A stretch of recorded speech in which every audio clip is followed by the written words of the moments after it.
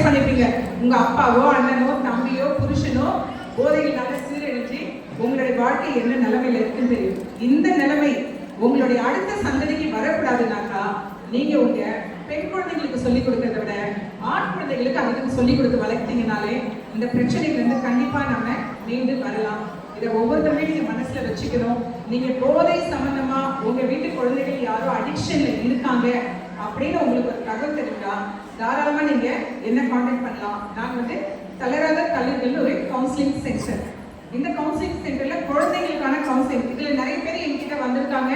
குழந்தைங்க போன் ரொம்ப பார்த்துட்டு இருக்காங்க, படிக்க மாட்டேங்கிறாங்க, ஸ்கூலுக்கு போக மாட்டேங்கிறாங்க, லவ் அஃபேர் இருக்குது, இல்லை இவன் ஏதோ ஒரு கூலிப் மாதிரி ஏதோ ஒரு ட்ரக்ஸ் எடுத்துக்கிறான், இப்படி பல பிரச்சனைகளுக்காக வந்திருக்காங்க.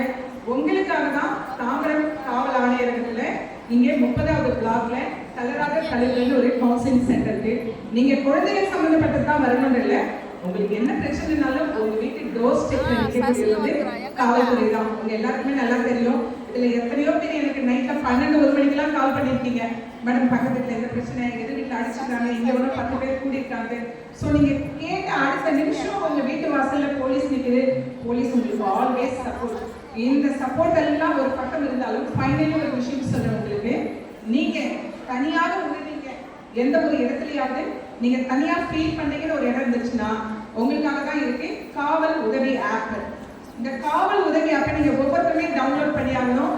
லாஸ்ட் டைமும் நான் சொல்லியிருக்கேன். ஓகே, நான் இதை பத்தி உங்களுக்கு நெக்ஸ்ட் டைம் இன்னொரு மீட்டிங்ல நான் பேசுறேன். Thank you so much.